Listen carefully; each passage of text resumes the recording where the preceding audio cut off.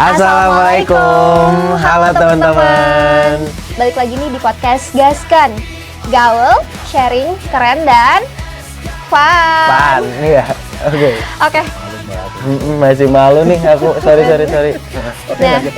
Nah, balik lagi nih sama aku Reina dan kali ini tuh aku ditemenin sama Kang Sam. Halo semuanya. Ini Halo. aku masih baru nih, gak apa-apa ya kenalan Gak dulu ya. apa-apa banget teman-teman. dong. Nah, Kang, sekarang tuh kita mau ngebahas hal yang seru banget ya. Temanya tuh harus fokus dari awal atau nyoba banyak hal. Biasanya iya. kebayang apa nih, Kang? Kalau aku justru kebayangnya sekarang lagi ke Gen Z banget. Justru Gen Z sekarang sudah memasuki umur-umur siap ke pekerjaan. Iya gak sih? Betul, Iya kan ya? betul. Itu sih yang aku kebayang, kayak apakah generasiku sekarang siap untuk mencapai ke dunia kerja? Kayak gitu sih. Nah, bener banget ya, antara spesialis atau multi talent gitu ya. Betul. Dan tentunya kita sekarang tuh nggak sendiri, Kang.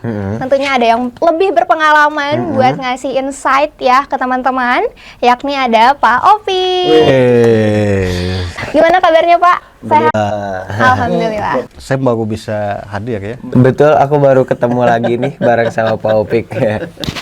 Oke, Pak, tadi kan udah denger ya, tema kita itu harus fokus dari awal atau nyoba banyak hal. Nah, ini pastinya tentang tujuan hidup gitu ya, Pak ya. Yang anak Gen Z sekarang tuh lagi bingung gitu. Gimana sih, Pak, menanggapi itu?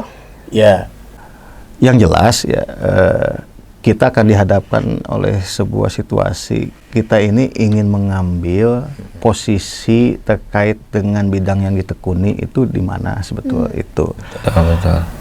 Atau secara peran ya, itulah nanti yang akan menentukan apakah di peran tersebut kita memang dituntut untuk multi talent atau memang harus spesialisasi di sana. Betul. Nah, kira-kira kalau anak Gen Z itu kecenderungannya kalau antara spesialis dengan multi talent kemana kira-kira? Oke. Kalau Dari Rena aja secara pribadi nggak apa-apa, dari Rena kita gimana? persepsi. Kalau dari aku sendiri dan menurut aku yang udah ngalamin sendiri gitu ya, Pak ya, multi talent sih, Pak, karena kita kan lebih ke pengen nyoba banyak hal dulu biar tahu kira-kira mana sih mau fokusnya tuh tujuannya kemana gitu. Oke, kalau dari Sam? Kalau dari aku sendiri, sebenarnya multi talent tuh bakal kerasa banget sama Gen Z karena Betul. medianya banyak banget ya Benar. kalau sekarang. Jadi banyak media trial and error buat anak-anak Gen Z untuk mencoba. Tapi banyak juga sih teman-teman aku yang mulai fokus ke spesialis kayak gitu. Sudah ya. Karena gini, dalam sebuah bidang yang ditekuni ya, ataupun misalkan sebuah perjalanan kita dalam memilih di antara sekian banyak pilihan ya, itu ada orang yang memang menempuh jalan tadi, dia mencoba. Betul. Sampai dia, aduh kira-kira saya ini di mana Cocoknya ya? di mana? Iya, pengen fokus kemana gitu ya. Jadi dia akan menemukan jalannya, kan ada orang yang seperti itu. Kadang-kadang ada orang yang persiapkan diri, mau saya udah di sini aja. Karena ya saya udah menyukai bidang ini dan memang saya sudah tergambar apa yang harus saya lakuin. Udah tahu tujuan gitu ya, Pak. Nah, biasanya orang-orang tadi yang sudah memposisikan diri untuk spesialis, biasanya itu adalah terkait dengan bidang ditekuni itu, aturannya itu udah jelas, nggak dinamis biasanya. Tahu kan? Yang aturannya sudah jelas, aturan mainnya, goalnya. Kira-kira apa sih? Biasanya kalau yang udah jelas dan stagnan ya jatuhnya, gak yang kemana-mana gitu. Iya. Yang corporate tuh spesialis gak sih? Corporate ya mungkin kalau profesinya ya ada yang memang menuntut untuk spesialis. Nah, biasanya kalau untuk yang menurut spesialis ya tadi misalkan kalau untuk profesi, aduh saya pengen jadi dokter gigi aja. Dokter biasanya juga kesana juga tuh. Aduh saya pengen ini aja deh, jadi apoteker misalkan. Atau aduh, saya kayaknya mau jadi atlet aja. Sepak bola, makanya dia ikut dari jenjang SD, seusia SD ya, dia ikut berlatih, masuk level pendidikan sepak bola dini untuk anak, sampai terus berjenjang dan dia memang profesional di bidang itu, dapat gaji di sana. Iya, betul. Karena kenapa? Kalau misalkan dunia atlet itu terus tadi dunia pekerjaan, prosedurnya itu fix, tidak berubah. Makanya orang yang mengambil spesialisasi cocok. Apa orang yang news anchor ya, Yap. penyiar, Tapi Pak, aku jadi kebayang juga ada pertanyaan juga nih Pak. Tadi yang multi talent apa sih? Gitu. Aku pertanyaannya ke sana justru. Apa coba? Apa ya kalau multi talent ya? Apa siapa? Karena multi talent ini ya dengan kata lain mungkin generalis ya. Yep. Kan ada spesialis dan generalis. Jadi dia punya sebuah kapasitas untuk merangkum beberapa skill Betul. dalam diri seorang. Nah, itu tentunya ketika dia memilih jalan yang itu. Iya. Jalan itu yang dia pilih itu adalah rules-nya itu dinamis. Berubah-ubah, kemampuan adaptasi itu akan senantiasa dituntut, fleksibilitas juga. Yep. Kemampuan untuk senantiasa belajar yang baru itu menjadi sebuah keharusan. Nah, itu adalah multi talent, tapi memang dia akan mempunyai endurance, daya tahan yang lebih Besar tuh pasti. lebih kuat daripada spesialis. Kan nanti juga beberapa tahun ke depan informasi, Iya. dengan hadirnya AI, ada beberapa profesi yang itu akan gulung tikar, akan tidak ada lagi dan tergantikan. Betul. Orang-orang yang generalis atau multi talent itu adalah orang-orang yang tidak tergantikan biasanya. Iya. Karena pandai mencari peluang gitu. Daya Iya. tahannya juga ya. kuat, kemudian juga kemampuan tumbuhnya juga lebih kuat karena kemampuan belajarnya dia senantiasa tinggi ya. Bukan berarti cepat itu tinggi, karena belajar itu kadang-kadang ada yang lambat ya, tapi dia tetap proses itu dia lakukan. Nah, kira-kira kalau dari jawaban ini orang yang multi talent atau jurnalis itu ada di posisi apa biasanya? Biasanya di seni nggak sih? Seni kayak content Seni. creator Iya. maybe or apa gitu. Karena mengikuti perkembangan zaman juga kan. Satu di situ terus kita ngerangkum juga nih kegiatan-kegiatan atau spesialis Konten gitu. kreator bisa jadi karena dia dituntut untuk belajar tentang konten yang akan dia buat. Ya, Boleh jadi itu bukan bidang yang dia geluti, dan dia pahami sejak awal. Tapi ternyata karena tuntutan demi konten, dia harus belajar, harus riset supaya si kontennya bisa dipertanggungjawabkan. Bisa jadi salah satu. Oke, kalau menurut Bapak sendiri apa sih kira-kira? Dunia ini terkait gagapan tuh kalau misalnya dibuatkan permainan tuh ada finite game namanya tuh. Apa tuh Pak? Finite game itu yang tadi aturannya itu permainan yang aturan atau kehidupan atau misalkan si bidang tersebut memang aturannya itu udah jelas. Oke. Ya kalau misalkan dalam dunia kerja mah masuk jam 8, pulang jam 4. Nah, SOP-nya, standar prosedurnya itu sudah jelas. Ya harus ngelakuin itu aja deh, nggak usah yang aneh-aneh. Kalau dari itu udah selesai, aman kan. Oke. Nah, itu, Feb. Pemain bola ya nggak boleh apa, tapi nggak boleh handball kan. Terus nggak boleh apa lagi, nggak boleh nge-tackling di kotak penalti. Iya. Kan itu pelanggaran. Iya, betul. Ikuti SOP-nya dan itu saja. Kan nggak boleh, nggak ada kreativitas di lagi itu. Iya. Oh, Sesuai aturan di banget. kantor bikin kreativitas. Wah, udah itu kena. Pak, saya harusnya jam 8, nggak apa-apa Pak, saya masuknya jam 8 SP1 itu.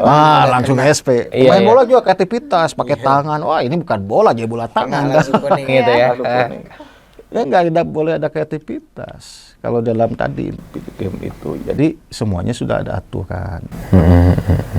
Nah, kalau yang di Infinite Game itu adalah aturannya yang senantiasa berubah, menuntut adaptasi, menuntut sebuah komitmen untuk belajar. Karena permasalahan juga senantiasa berubah. Iya benar. Biasanya apa? Biasanya itu adalah pertama, itu adalah orang-orang yang menjadi orang-orang yang jatuh ke dunia bisnis. Iya. Jatuh bangun Iya, gitu ya. pasti. Susah membangun bisnis itu. Apalagi menangani karyawan banyak dengan aneka ragam karakter. Aduh, berat itu. Iya. Apalagi memulai dari dana yang minim, ditipu orang, rugi, Pasti banyak banget sih ya. berinteraksi Teror buat dengan mereka sendiri. bank, pinjaman, wah stresnya Kak, ampun. Apalagi tadi bentar lagi lebaran, bikin THR karyawannya, aduh. Dihantam beberapa momen, Iya. jadi beda-beda gitu ya cara menanggapinya. Betul, yang berikutnya apa? Apa tuh Tadi Pak? sudah leader. Leader, Pemimpin itu harus punya kemampuan itu, multi talent. Yap. Karena dia akan bersinggungan dengan setiap bidang yang berbeda, persoalan yang berbeda. Ya kalau sebelum ke tahap leader ya politisi lah. Kebayang kalau politisi nggak punya kemampuan itu, waduh. Nggak ada inovasi kayaknya. Dia diminta menggarap sebuah bidang atau misalkan dalam bahasa di kita mah komisi misalkan yang biasanya nggak pernah menangani perlindungan anak, yang biasanya di situ ditugasin ya harus belajar lah. Iya pasti itu. Yang biasanya nyantai-nyantai aja tanpa protokol ya harus ada gitu protokol. Iya, bahkan untuk adanya perubahan perlu ada inovasi ya kan Pak. Jadi harus kreatif. Orangnya yang dulunya introvert ya biasa dipaksa harus bergaul, kan politisi mah harus bergaul. Banyak orang yang biasanya di bak meja tapi karena instruksi partai harus turun misalkan. Harus ya. Oke, tapi ini Pak terkait multi talent dan juga general, terkait multi talent dan juga spesialis, itu sebenarnya hal yang normal atau enggak sih Pak? Wajar. Jangankan itu ya sebetulnya waktu kecil juga kita pernah sih ngalamin ingin mencoba karena ngelihat profesi itu asik gitu. Iya. Apalagi banyak uang. Apalagi ya itu misalkan punya mobil, rumahnya bagus kan, misalkan keinginan kita di waktu SD, SMP, SMA itu bisa beda-beda. Betul. Apalagi ada pengaruh teman dari lingkungan. Teman kan punya pengaruh ya. Wah jangan itu deh, mending jadi ini. Iya ikut. pasti. Teman ini lagu kamu ikut kan. Nah itu wajar. Akhirnya apa? Kita jadi berproses mencoba beberapa hal. Tapi ada sebuah momen dan itu adalah proses pendewasaan nantinya kita ini kayak wah ini skill saya di sini. Seorang yang multi talent juga dia punya spesialisasi. Cuman dia punya mindset untuk belajar hal lain. Iya pasti sih Pak. Secara skill dia punya spesialisasi tapi secara mindset dia open untuk belajar yang lain. Oke, aku ada pertanyaan juga nih Boleh, Kak. Kang.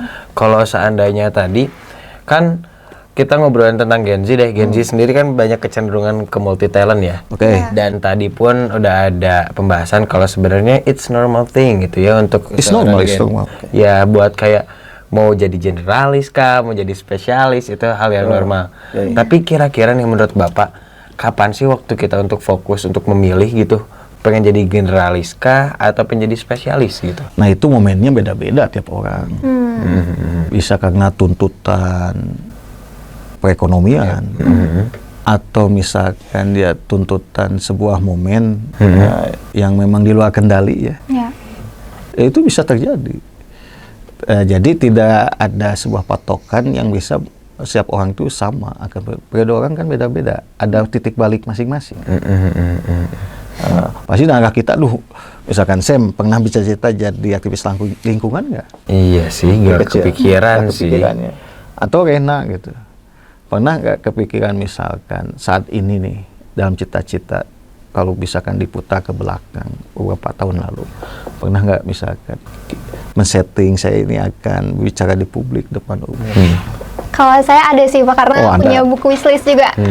Berarti sebetulnya sudah ada. Ada yang jadi spesialis kah? Ada yang jadi multi talent ya?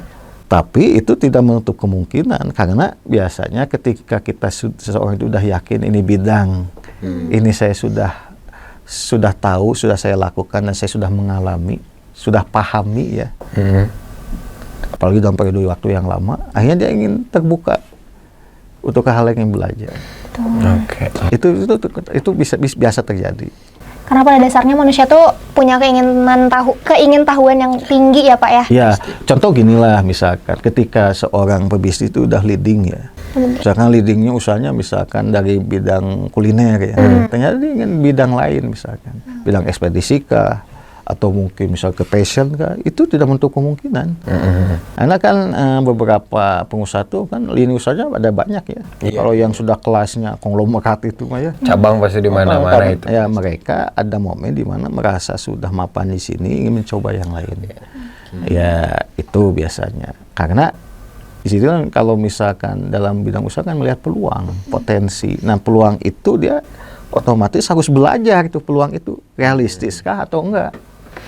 Nah, kalau misalkan ternyata pasti pelajari tidak realistis, akhirnya kan dia karena dipaksa untuk belajar itu, akhirnya dia jadi tahu, akhirnya nambah lagi talenta baru kan.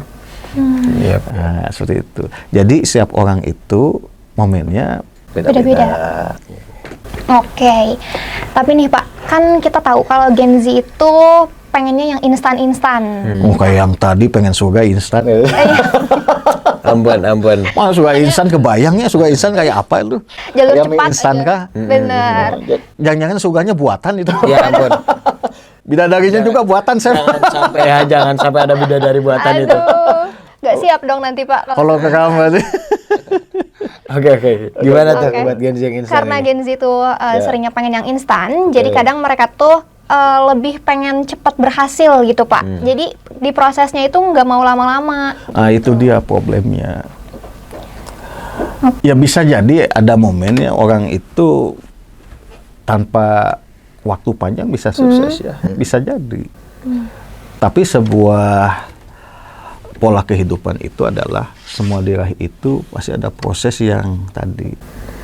Kadang kita itu melihat orang itu saat dia berhasil. Ya. Kadang kita tidak pernah tahu proses orang itu seperti apa. Ya kita lihat kan misalkan ada orang-orang dengan body goal bagus, wah ternyata dia menjaga makan, menghitung kalori, tidurnya dijaga. Kita hanya melihat, wah dia mah beruntungnya, padahal bukan beruntung, justru dia melakukan sebuah proses. Ada usahanya ya. Terus tadi kan pengusaha yang udah sukses dengan membuka lini usaha yang beda-beda. Ternyata perjalanannya jatuh bangunnya kalau diceritakan, waduh, Banyak. apakah kita mampu seperti itu kan belum tentu juga. Jadi orang itu melihat hasil kecenderungannya tanpa ingin tahu prosesnya seperti apa. Karena proses itu ya hal yang tidak nyaman. Nah, gimana caranya Gen Z supaya nggak kayak gitu tuh Pak? Ya harus berani berproses. Banyak belajar gitu ya. Nah, saya itu baca surat Al-Insyirah ya. Apa tuh yang terkenal kan? Oh, ini pasti pada apa? Sesungguhnya di atas kesulitan ada kemudahan. Nah, kemudahan itu adalah hasil sebetulnya. Iya, betul. Hasil. Kesulitan itu ya tadi prosesnya. Bagaimana disiplinnya kuat. Bagaimana tidak mundur saat hasilnya tidak sesuai dengan ekspektasi. Iya. Maju atau mundur keputusan. Tapi maju terus. Walaupun ya kadang-kadang ada sebuah titik di mana kita memang harus berhenti, harus balik arah. Kayaknya nggak cocok, ada itu sebetulnya ya. Karena kita menyaksikan ada orang-orang yang sudah mencoba beberapa hal tidak berhasil. Tapi ternyata dia melakukan, oh ternyata harus di sini. Sadar ya kan.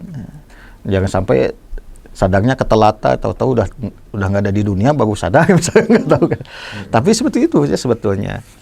Jadi ya dengan usia yang masih muda para Gen Z ini, ya tidak ada salahnya untuk mencoba. Dan yang penting tadi ya mau berproses, karena semua itu ya semua hasil yang diperoleh oleh orang-orang yang menurut kalian itu keren ya, pencapaiannya itu adalah nggak mudah sebetulnya. Tuh, nggak instan. Mudah, nggak instan, harganya mahal. Ya, setuju. Ya, jadi harus siap dengan konsekuensi lah. Oke. Tapi nih Pak, gimana sih caranya supaya Gen Z ataupun banyak yang ingin berproses, yang masih ingin berproses supaya nggak menjadikan proses itu suatu hal yang sulit, yang kan kalau kita kebayangnya tuh berat, iya benar. Kadang sebelum untuk memulai langkah pertama, kita juga udah kayak mikirin tuh, aduh ini gimana ya langkah pertamanya, kayak gitu. Overthinking duluan ya Pak? Iya, overthinking duluan. Jadi overthinking beda sama antisipasi ya. Iya, Bedanya apa? Kalau overthinking kan nggak ada solusi. Betul. Iya. Terus aja diam di sana. Iya. Akhirnya nggak bergerak. Kalau antisipasi dia bergerak, dia menyiapkan langkah Betul. untuk mengcounter seandainya tidak berjalan. Dan berjalan kalau antisipasi. Kadang-kadang ada di antara kita itu teman-teman Gen Z itu menyamakan antisipasi dengan overthinking. Oh itu sama aja gitu. Beda. Kalau overthinking ya nggak bergerak, kalau antisipasi dia bergerak. Nah kalau tidak overthinking ya tadi rumusnya adalah di agama kita ini sudah disediakan sebuah ini ya, sebuah attitude, sebuah sikap supaya kita tidak overthinking, tidak terlalu Ketakutan. dihantui oleh rasa takut, rasa kecemasan, bahkan cemas nanti tidak beralasan dan belum kejadian, jadi akhirnya pikiran, akhirnya nggak jadi kan. Benar. Itu tadi rumusnya itu, ini nggak ada di yang lain apa coba? Husnuzon ya. Husnuzon satu. Iya satu. Husnuzon kan untuk memulai. Iya. Husnuzon itu untuk memulai. Betul. Tapi kita ini dipaksa untuk total dalam apa? Untuk totalitas dalam Ikhtiar kita. pasrah Bersyukur terhadap hasil ya, yang akan kita bersyukur terima. itu. Apa coba? Tadi bersyukur Kalau bersyukur kan ini ya, kalau bersyukur terhadap hal-hal yang memang sudah terjadi. Kalau ini kita dipaksa Berpasrah. untuk punya visi, seandainya ternyata tidak berhasil, sikap kita harus seperti apa? tawakal, Pak. Betul. Tawakal, betul banget. Tawakal itu. Oke. Iya, Berserah diri aja. Karena dalam dunia ini tadi, Rena, Sam, ada hal yang nggak bisa kita kendalikan. Tuh. betul. Hasil kita boleh berencana, tapi yaitu Allah yang menentukan. Betul. Nah kalau misalkan seperti itu ya udahlah tawakal. Ya mungkin kita bukan di sini. Nah itu harus cepat balik. Tapi kalaupun misalkan kita melihat peluang dan ini bisa berhasil dan kita menyangka ini belum selesai, why not? Itu juga nggak masalah. Yep. Itu pilihan. Cuman ya tadi sikap tawakal itu tidak akan berujung terus. Karena selama kita hidup di dunia ini, kita akan dihadapkan sebuah proses yang tidak akan pernah selesai sampai menghembuskan napas terakhir.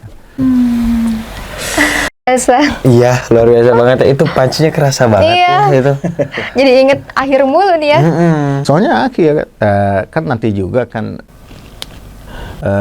end time kita kan beda-beda. Betul. Ya. Nah makanya ketika khawatir, ketika kita salah dalam menyikapi hal-hal yang nggak pasti atau tadi hasil yang sesuai dengan ekspektasi, kita salah. Akhirnya end time-nya nggak indah lagi.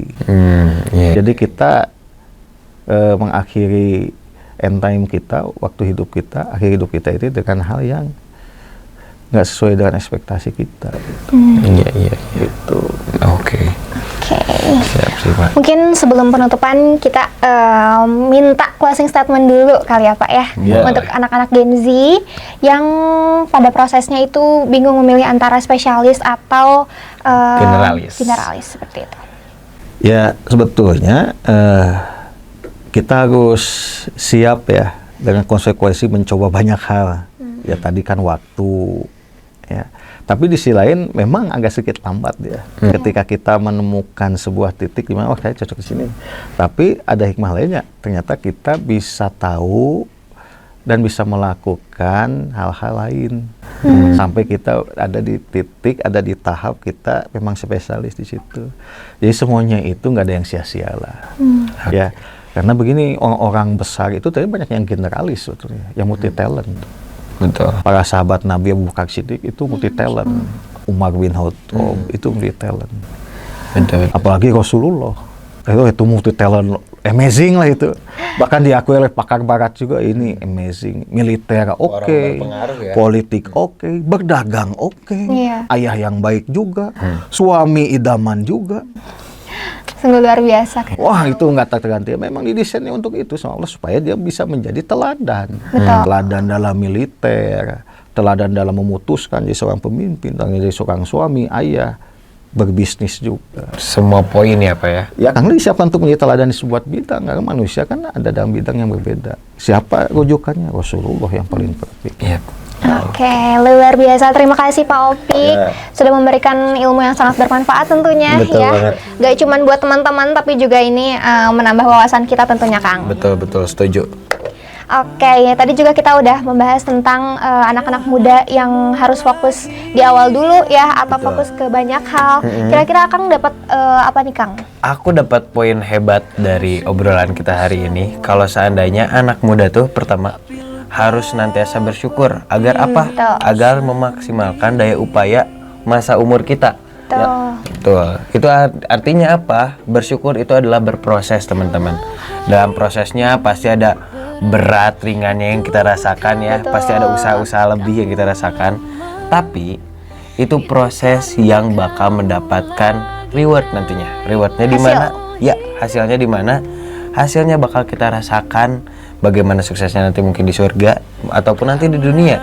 Tapi ada poin paling utama, yaitu kita harus bertawakal dalam prosesnya. Betul, Masya Allah, luar biasa Kang. Makasih banget untuk kesimpulannya ya, dan makasih juga Pak Opik udah datang memberikan insight-nya. Siap. Seperti itu. Aman ya puasanya ya. Aman. Masih berapa jam lagi nih? Wah, masih lama nih kayaknya. Masih lama. Oke, sekian dari podcast kita hari ini. Wassalamualaikum warahmatullahi wabarakatuh. Waalaikumsalam warahmatullahi wabarakatuh.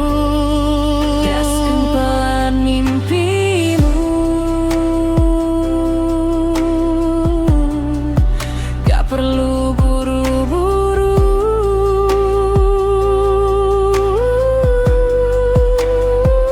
yang penting kamu tetap melangkah, walau satu langkah kecil.